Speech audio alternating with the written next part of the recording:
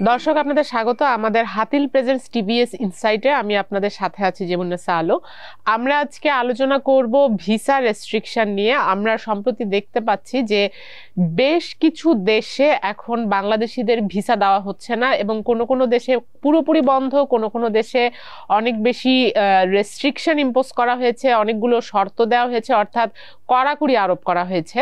তো এটা কেন করা হচ্ছে সেটি নিয়ে আজকে আমরা আলোচনা করব, এবং এটার ইম্প্যাক্ট কি আমাদের বিজনেসে, আমাদের লেবার মাইগ্রেশনে, এইসব নিয়ে আজকে একটি রিপোর্ট হয়েছে। আমাদের রিপোর্টটি করেছে আমাদের রিপোর্টার কামরান সিদ্দিক।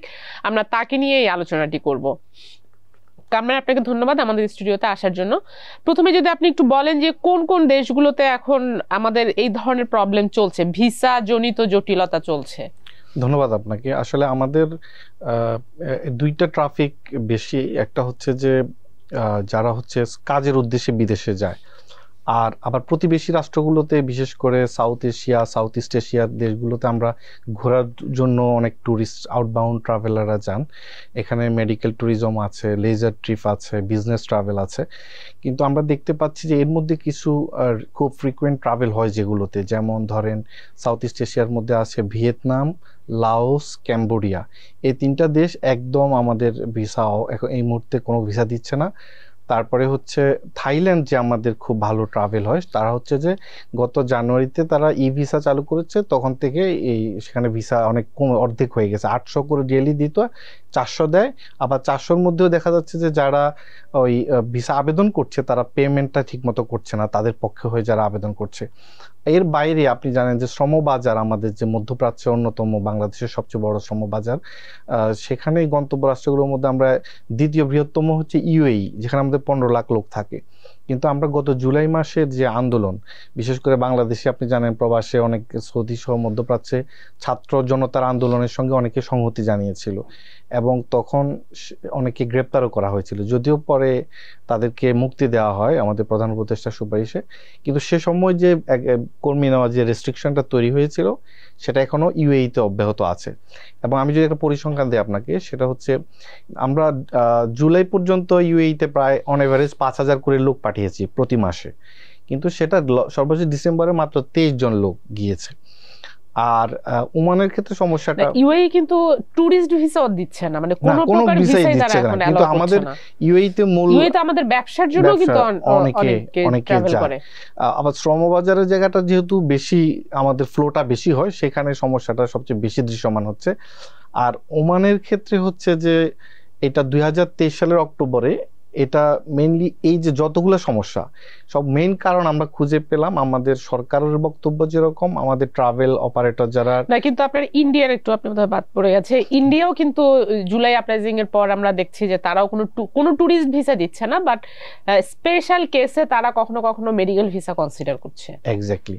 তো এবং তারা রিজন হিসেবে বলছে যে তাদের ম্যান পাওয়ার শর্টেজ বলছে। আসলে এটা কি সেটা আমরা এখনো জানি না।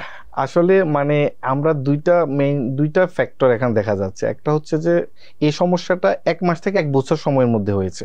তো রিসেন্ট ক্রাইসিসটা হয়েছে ধরেন জুলাইয়ের যে ঘটনাটা, সেটা ধরে কয়েকটা কান্ট্রি, ইন্ডিয়া এর মধ্যে সবচেয়ে বড় মেজর, আমাদের সবচেয়ে বড় ট্রাফিকটা ওইদিকে হয়।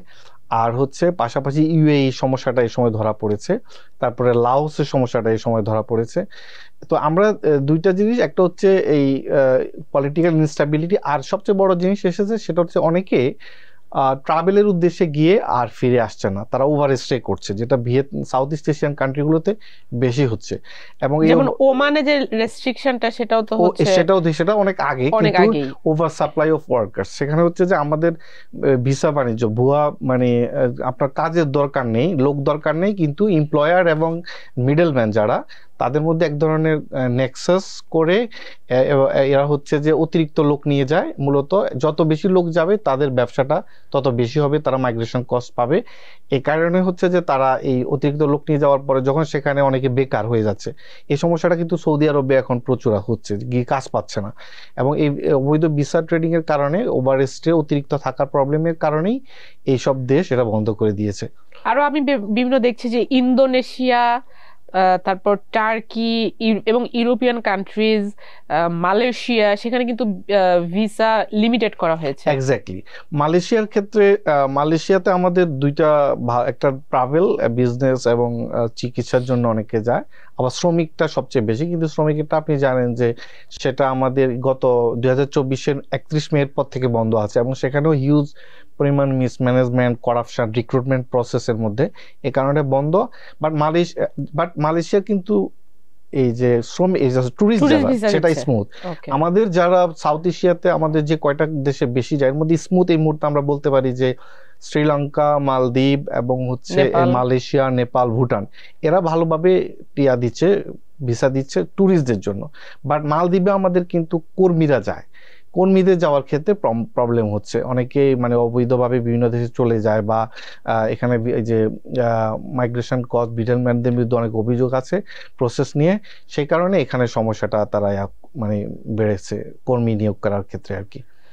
আর ইউরোপ এবং যেটা টার্কি আপনি বলেছেন, এখানে হচ্ছে যে টার্কির ট্রাফিকটা হচ্ছে বেসিক্যালি মানে ইউরোপে যারা অনেকে বেড়ানো, তো আমাদের দুই ধরনের, যারা বেড়ানো এবং বিজনেস ট্রাভেলদের একটা ফ্লো আছে।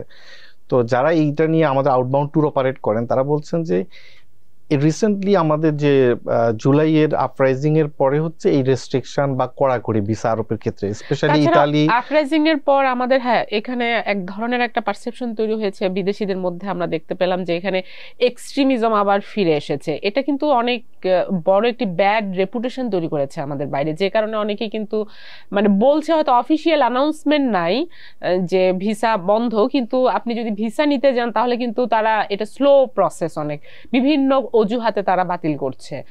এবং বাতিলের আমি রিসেন্ট একটা ঘটনা জানি, ইভেন চায়না ভিসা দিচ্ছে, কিন্তু একজন ট্যুরিস্ট, উনি 3টা দেশের একসাথে ভিজিট করবে প্ল্যান করেছে।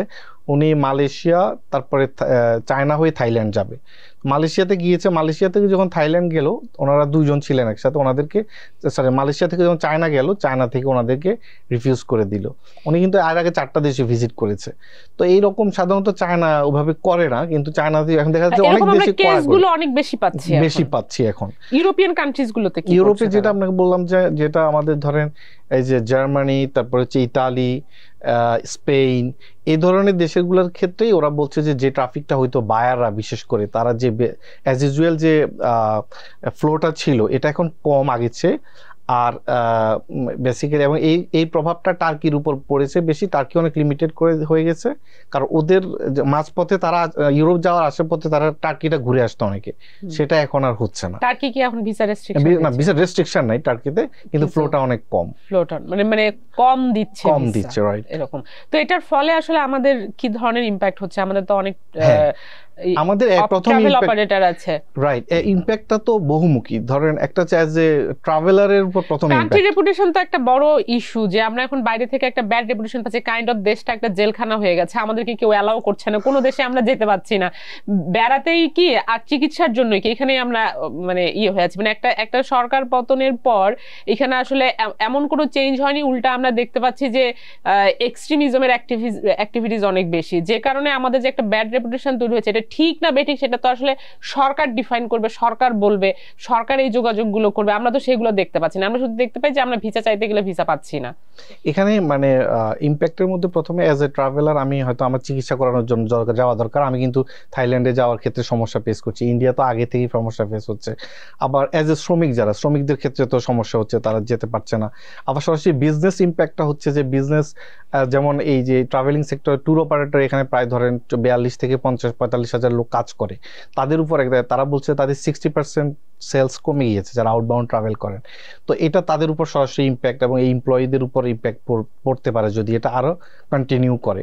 এখনো যদিও রিসেন্ট সমস্যাটা হচ্ছে। আর পাশাপাশি আমাদের ট্রাভেল ট্যাক্সও তো পায় গভর্নমেন্ট, সেটা গভর্নমেন্টের আয়ের উপর রেভিনিউ লস হচ্ছে। সরকারি পক্ষ থেকে আসলে এগুলো কোনো আলোচনার কোনো উদ্যোগ দেখা যায় কিনা?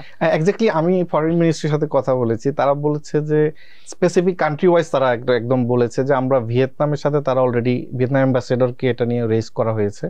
তারপরে লাওসের অ্যাম্বাসেডর যিনি ইন্ডিয়াতে বেসিক্যালি থাকে, আমাদের এখানে তাদের নেই, এম্বাসি নেই, ইন্ডিয়া থেকে উনি আসবেন নেক্সট উইকে ওনার পরিচয় ক্রেডেনশিয়াল পেশ করার জন্য। ওখানে তার কাছে এজেন্ডা এটা আছে, তারা উত্থাপন করবেন।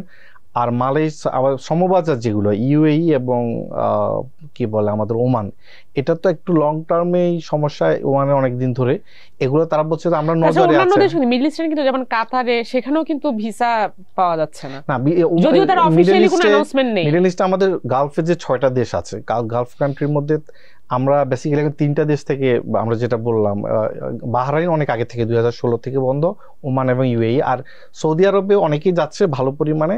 আর কাতারের ক্ষেত্রে যেটা বলছেন অনেক কম, মানে 4-5 হাজার করে লোক যাচ্ছে। এটা এই ফ্লোটা টুরিস্ট ভিসার ক্ষেত্রে ওরা খুব লিমিটেড।